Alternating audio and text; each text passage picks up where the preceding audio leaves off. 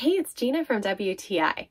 As a content creator, I rely on my equipment a lot in order to get that perfect shot. I'm so impressed by the stability of this ATUMTEK selfie stick. I have actually used it out the window of a moving vehicle with my expensive phone so that I could get footage of a cargo rack on top of our car. I love how compact it is, but it folds out to be so big. So it's actually 60 inches tall and it has a nice sturdy tripod on it so that you can set it up and get footage by yourself if you need to, which is how I do a lot of my filmmaking. It's such a sleek design. You simply press the button on the bottom of the tripod, just let it kind of open naturally, and then that'll be the tripod area, and then you can pull up on the top to get the selfie stick. I really like that there's an adjustable head and it tilts in 360 degrees so you can get any angle that you're really looking for. It also comes with a remote, which is so handy. Now, when I first got it, I was looking all through the package like, where's the remote? And then I realized it's actually on the selfie stick itself,